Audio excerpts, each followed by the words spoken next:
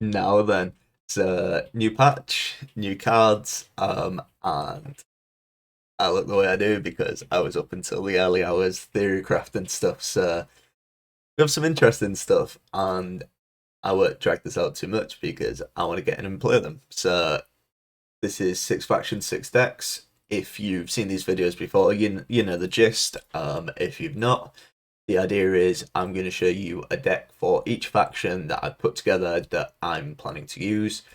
Um, this is by no means a meta report, anything like that. This isn't me saying these are the best decks for each faction. These are just the things that I think look interesting or I want to try out.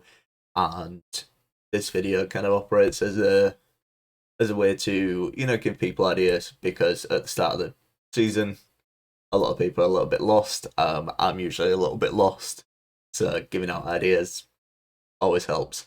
Uh, Now, if you've been completely blind to all the stuff going on, there's the new patch, new expansion, and the sort of main things that kind of matter for this is we have some new scenarios which look really, really interesting, and we finally got Renfrey, which the way she works is, I'm not going to go over exactly how she works. There is plenty of stuff online about the different curses and blessings she does and all that kind of thing. But the important part is that she gives you really good benefits if you're only running units in your deck. You can't run any specials, can't run any artifacts, anything like that. So no surprise, there will be a couple of Renfrey decks in there. So I won't preamble this too much. We'll go straight into the decks.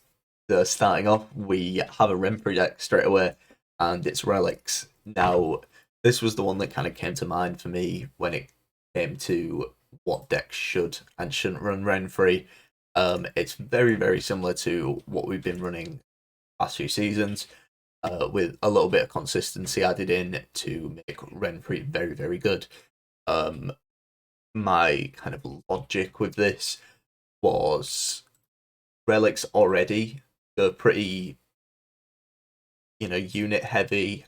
In terms of specials, they only really ran consistency and then like a couple of megascopes because megascopes are good, but I will happily give up megascopes to squeeze in Renfrey. Um, in terms of the typical stuff, I don't think there's much to talk about. We've got Self Eaters, Griffins, Incubus, Mamuna, blah blah blah blah blah, the usual kind of stuff. But in terms of consistency, we've got Knickers and Roach to pull themselves out. We have Fisher King to put Renfrey on top. We have Renfrey's Gang, which is new cards. They have the same requirement as Renfrey. You need 25 units, and it will summon the copies from your deck. So typical kind of thinning thing where it summons the other copy. And it's pretty high tempo. 4 points for 6, kind of. Uh, but the thinning's really good for that.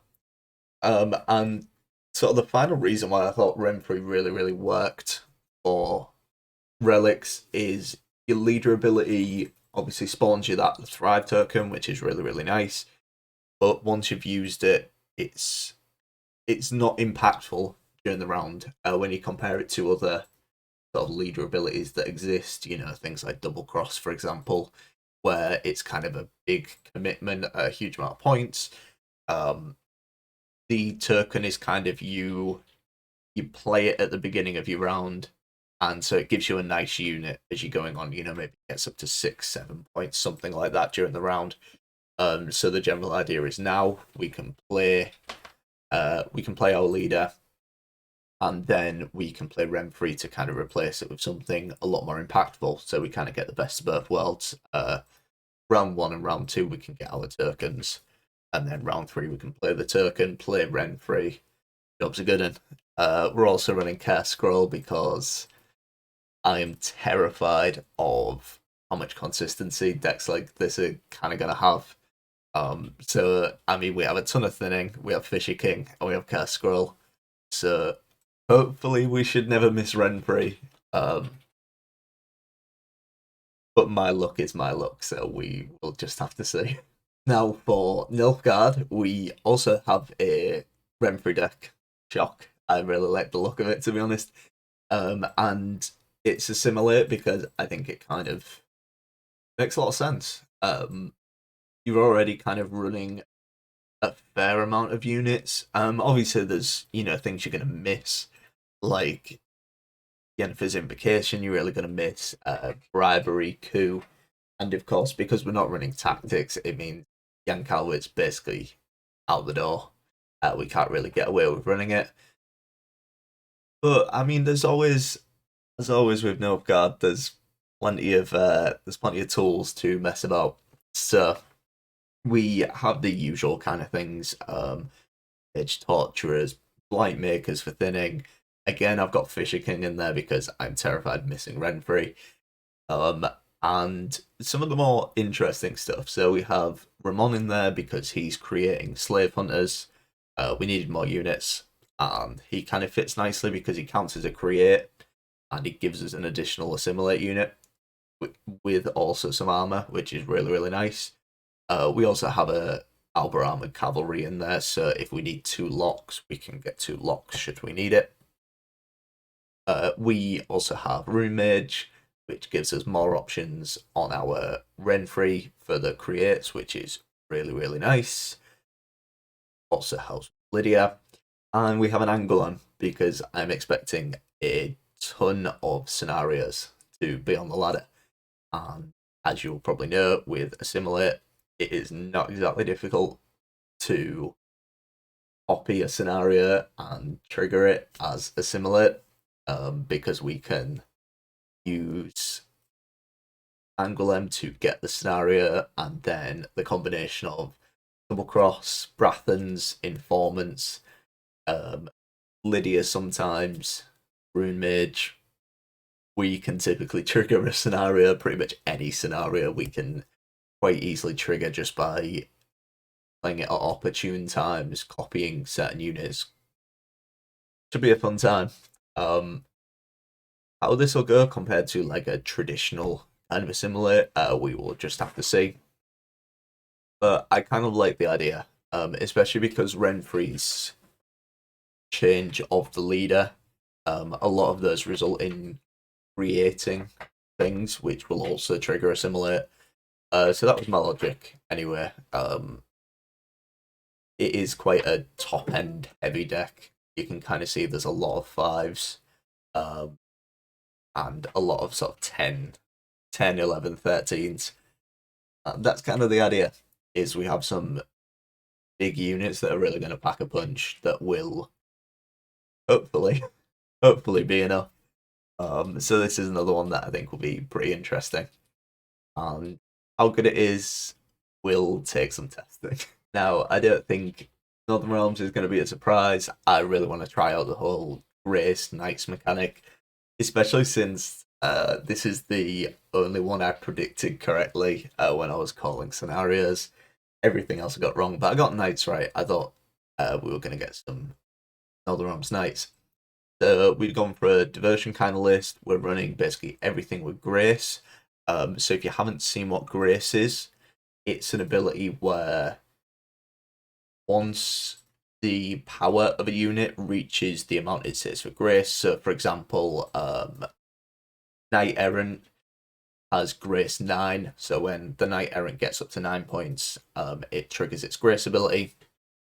And they also change Royal Inspiration, so this now boosts the unit by 5, and if it triggers Grace, the leader refreshes but 1 less boost, so you boost the unit by 5, if it triggers the Grace, then your leader will now boost the unit by 4, and if it triggers Grace again, boost by 3, so on, so on, so on, so on. So we've kind of gone for lots of knights, lots of boosts, and we will see how we get on. It ended up kind of being diversion, and looking at the power of certainly a lot of the lower end units, Bellahoon kind of made sense because inadvertently ended up being diversion. So I was like, okay, Bellahoon squeezes in quite nicely. If you look at all of the bronzes, every single one of the bronzes will be boosted a fair bit by Bellahoon, and even try to go to John Natalis, Maiden's Shield.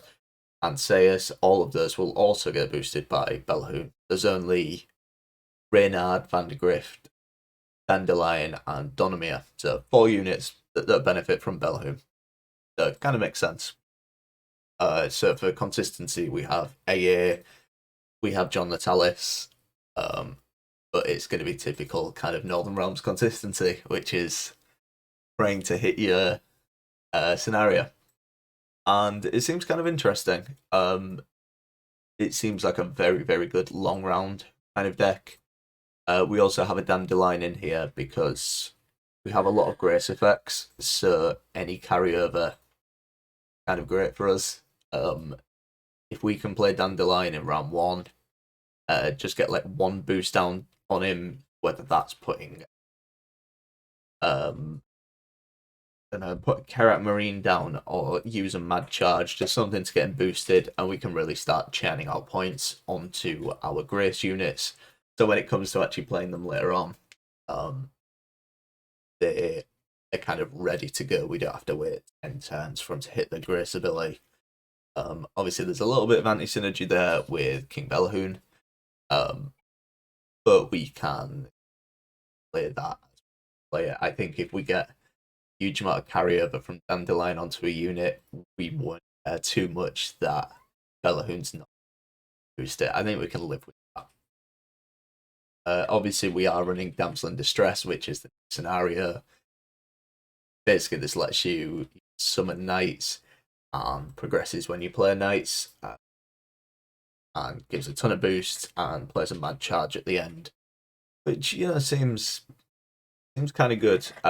It's one of the more disappointing scenarios, I think, in terms of like power level. I could be wrong. This was just on a first glance. So we'll see how it gets on.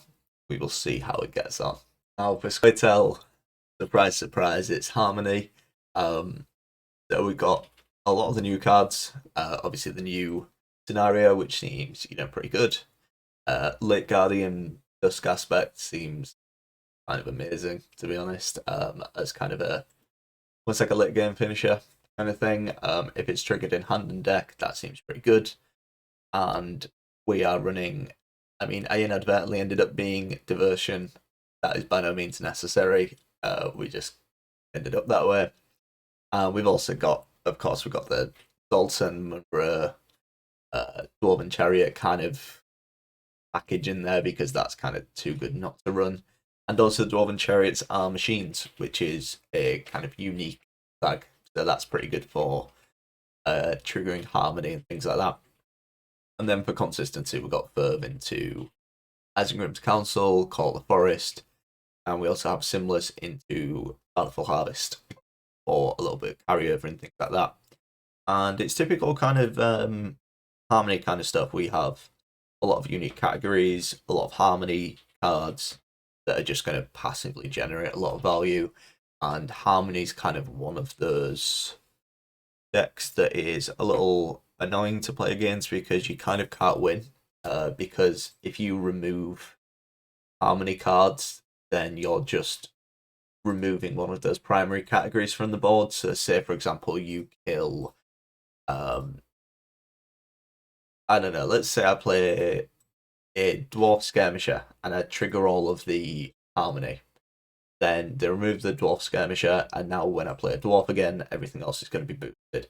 So it's kind of awkward to play against, to say the least. And I will see how this deck gets on. Also, one of the weird things we have, and say Saber in because it spawns an elf, and we're a little light on elves. So I thought, hey, we can get Harmony trigger for free just off of our tactical advantage kind of thing when we're on blue coin. So it seems kind of good. I don't know how much I'll play this deck. I'm gonna try it out because Harmony's not one of my absolute favorites, but I kind of wanted to see where it's at. I think it's going to be, to be honest, it's just going to be Elves is still the strongest way to go for Skytel, but I would also be happy to see Harmony take over. So we'll see. I will be giving this this one I try pretty much once I finish recording, to be honest. Or good old Skellige. Of course, it was going to be pirates. I don't think that should have been surprising to anyone, given it's me. Um, and honestly, like as I was working on this, I thought that you could probably do this as a Renfrey list if you wanted to. You'd obviously go non-diversion, you'd put back on some of the cards, but yeah, it's definitely an interesting one. I think there's definitely scope for going that kind of direction with it. But we've got typical kind of things you'd expect from pirates. You've got your Kraken crate, you've got your Fukusha, your discard package, and of course we have the new scenario, which is Endless Voyage, which is the pirates one, and I'm very excited to try. And we also have Deranged Corsairs because, I mean, I don't want to haul it too soon, but this card seems broken, to be honest, because it basically plays for 7 on deploy, but realistically it's like 13 points, and it's a pirate, so it's going to get the armor in hand and all those kind of things.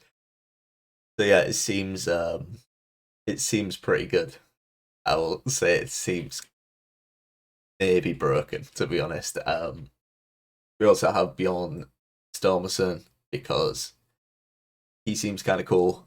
He's got veteran, so benefits from having Gran, and basically operates like there's a Kraken crate on the board, and he can also bounce him back to hand, and he discards cards. So if we're stuck with an awkward skirmisher in hand, that can help, and probably gives us a lot of control.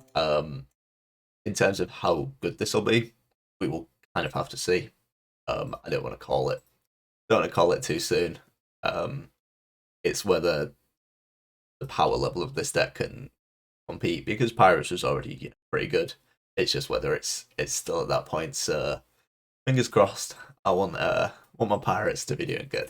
Now our final deck is a bit of a clowny one.